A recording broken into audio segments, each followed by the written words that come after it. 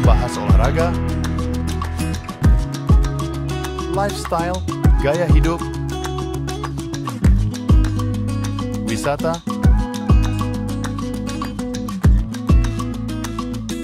budaya,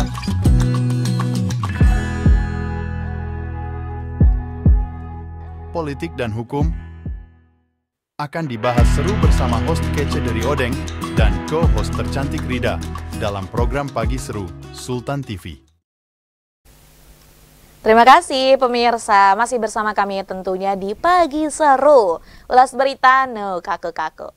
Selanjutnya nih pemirsa, ini ada berita bencana yang terjadi di Pekalongan. Sebanyak 20 orang meninggal dunia dan 14 orang lainnya mengalami luka di Petung Kriono, Kabupaten Pekalongan akibat banjir bandang dan tanah longsor yang menerjang wilayah Jawa Tengah pada hari Senin 20 Januari 2025. Nah, ini berdasarkan penuturan dari korban ya.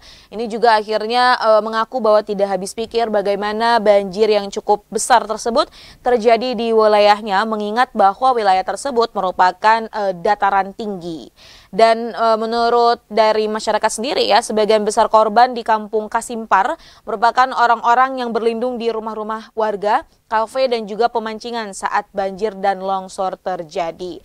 Namun memang ini kemudian terjadi longsor susulan yang lebih besar lagi sekitar jam 7 malam. Sehingga ini juga mengakibatkan chaos ya, seperti itu pemirsa, di mana banyak sekali korban-korban yang sedang ibaratnya mengevakuasi diri, namun karena curah hujan yang cukup tinggi serta juga ada padamnya listrik yang diakibatkan longsor dan kondisi hujan ini juga menyulitkan korban selamat. Bahkan ya, ini juga banyak ada dilaporkan korban yang patah tulang sehingga harus menunggu untuk keesokan harinya agar bisa dievakuasi. Tim medis dan juga relawan dari luar memang tidak dapat langsung masuk ke lokasi pada Senin malam. Alasannya ya, karena memang akses jalan seperti jembatan dari sebelah utara Petung Kriono itu ambruk pemirsa. Nah, pada Rabu kemarin akhirnya juga jalur masuk ke Petung Kriono sudah bisa diakses melalui jalur selatan. Material longsor di daerah sudah dibersihkan oleh warga yang bekerja bakti bersama relawan. Nah, ini menurut informasi dari tim SAR sendiri, bencana banjir dan longsor itu terjadi karena hujan yang turun terus-menerus dengan intensitas yang cukup tinggi ya di wilayah tersebut. Kejadian tersebut juga memicu banjir bandang di daerah bawahnya, seperti di daerah Talun, Kajen, dan beberapa kecamatan di bawahnya. Merujuk data dari pemerintah Kabupaten Pekalongan hingga saat ini ya, ini ada 20 jenazah yang telah ditemukan oleh tim SAR. Status tanggap darurat bencana di kawasan ini telah ditetapkan untuk 14 hari ke depan. Terhitung ini dari tanggal 21 Januari hingga 4 Februari 2025 mendatang. Ini juga disampaikan oleh tim SAR dan juga tentunya para relawan yang ada ya. Ini menambahkan bahwa posko juga telah disiapkan di beberapa tempat, salah satu di Kecamatan Kedung Wengidoro, Wonopringo, Wonokerto, Siwalan, Wiradesa, dan juga Tirto. Jadi totalnya ini ada sekitar 11 ya pemirsa.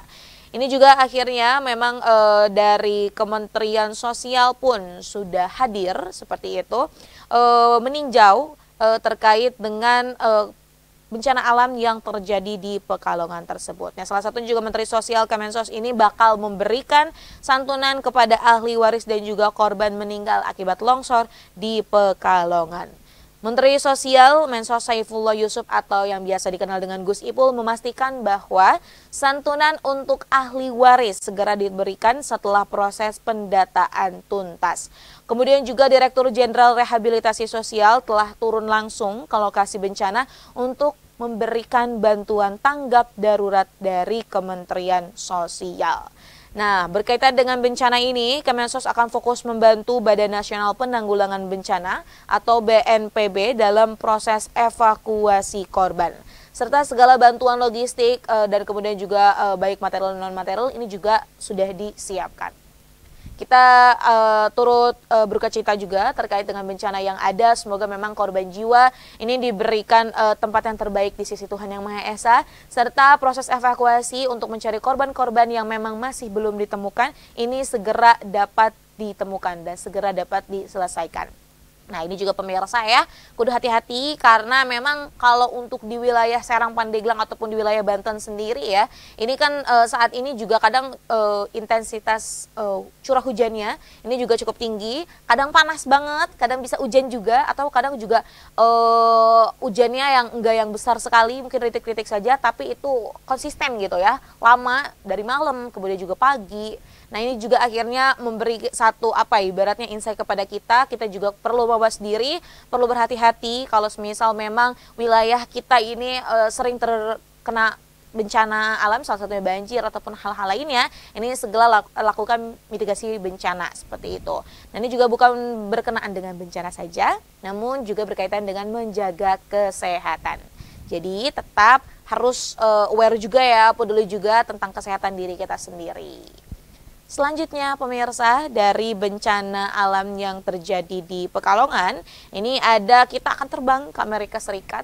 Nah, ini sudah ramai juga ya bahwa Presiden terpilih Donald Trump kan akhirnya juga menduduki kembali tahtanya menjadi Presiden Amerika Serikat. Namun ya, setelah dilantik nih ya pemirsa, ini langsung aja sederet keputusan kontroversial Donald Trump usai resmi jadi Presiden Amerika Serikat. Ini memang definisi satset gitu ya. Kayaknya memang sebelum ibaratnya ketika sebelum dilantik pun ini sudah mempersiapkan segala taktik yang akan dilakukannya. Nah, pada hari Senin 20 Januari 2025, Donald Trump ini kan resmi kembali menjadi Presiden Amerika Serikat. Nah, tidak lama setelah itu, pemirsa, dirinya langsung menandatangani sejumlah dokumen perintah eksekutif terkait berbagai keputusan atau arah kebijakan pemerintahannya. Meski begitu ya, dengan sejumlah perintah eksekutif yang telah ditandatanganinya, ada beberapa keputusan yang terbilang cukup kontroversial. Mulai dari mengenakan tarif impor 25% ke Kanada dan Meksiko, sampai ini juga cukup mengejutkan, Amerika Serikat ini keluar dari WHO serta perjanjian iklim Paris. Nah, pemirsa, di hari pertama menjabat sebagai Presiden Amerika Serikat, Trump ini langsung bawa keluar Amerika Serikat dari Organisasi Kesehatan Dunia atau WHO. Menurutnya ya, WHO ini merupakan organisasi yang salah menangani persoalan pandemi COVID-19 pada tahun-tahun sebelumnya, gagal bertindak secara independen dan tidak adil dalam pengenaan tarif iuran dan isu kesehatan dunia lainnya. Melalui keputusan tersebut, Amerika Serikat ini resmi keluar dari keanggotaan WHO dalam kurun waktu 12 bulan dan menghentikan semua kontribusi finansial. Adapun sebelumnya, Amerika Serikat ini dilaporkan menjadi salah satu pendukung finansial terbesar di WHO, menyumbang sekitar 18% dari keseluruhan pendanaannya. Anggaran 2 tahun terakhir WHO untuk tahun 2024-2025 ini sekitar 6,8 miliar US dollar. Nah, akhirnya ini juga langsung ada respon nih pemirsa dari WHO sendiri. Berkenaan dengan hal itu, WHO ini cukup menyayangkan ya soal pengumuman Amerika Serikat yang mundur dari WHO. Serta ya, ini dari WHO sendiri ini meminta kepada Amerika Serikat khususnya Presiden Donald Trump untuk mempertimbangkan hal tersebut. Nah, WHO pun berencana untuk bisa tetap menjalin kerjasama dengan Amerika Serikat demi kepentingan kesehatan dan kesejahteraan jutaan orang di seluruh dunia. Karena ya, ini juga bahwa dari WHO sendiri mengatakan bahwa Amerika merupakan salah satu negara yang turut mendirikan WHO pada tahun 1948. Ada banyak partisipasi aktif yang dilakukan oleh WHO sejak saat itu mulai membentuk dan mengatur pekerjaan WHO yang bermanfaat bagi negara-negara di dunia. Nah, ini juga kalau kita lihat ya dari dampak kalau semisal Amerika Serikat itu akhirnya benar-benar bubar gitu ya, benar-benar balik kanan dari WHO gitu, bahkan tidak berkecimpung di WHO sendiri, salah satunya memang yang paling berdampak adalah mengenai pendanaan, pemirsa. Ya tadi juga udah kita bicarakan bahwa sekitar 18% dari pendanaan WHO ini memang berasal dari Amerika Serikat seperti itu. Namun dari pernyataan Donald Trump ini sangat mengejutkan juga karena dirasa WHO tidak memberikan dampak yang cukup signifikan seperti itu. Khususnya mungkin keuntungan bagi Amerika Serikat seperti itu. Nah, ini juga kalau kita lihat ada banyak jadinya ya respon-respon dari berbagai negara yang turut menyayangkan hal tersebut. Ya, kita juga berharap bahwa memang salah satu federasi kesehatan dunia ya, ini WHO, ini juga dapat terus berjalan ya, karena tentunya ini juga berkenaan dengan bagaimana kesejahteraan dari masyarakat di seluruh dunia. Ya, kalau misal nanti ada lobby-lobby dari Amerika Serikat dan juga tadi ya pengurus dari WHO sendiri, sok monggo dilakukan. Nah, tapi ini juga berarti tidak menutup kemungkinan ya bahwa negara-negara lain juga pastinya punya porsi yang sama, punya apa ya, ibaratnya punya hak yang sama untuk dapat bergabung dan untuk dapat berkontribusi lebih baik lagi di WHO untuk kesehatan di seluruh dunia. Pemirsa, jangan kemana-mana karena sesaat lagi kita akan kembali. Maka dari itu tetap di Pagi Seru.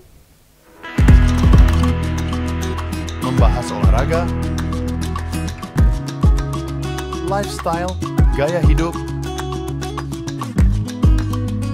wisata,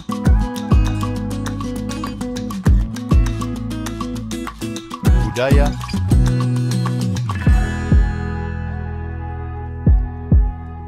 politik dan hukum akan dibahas seru bersama host kece dari Odeng dan co-host tercantik Rida dalam program Pagi Seru Sultan TV.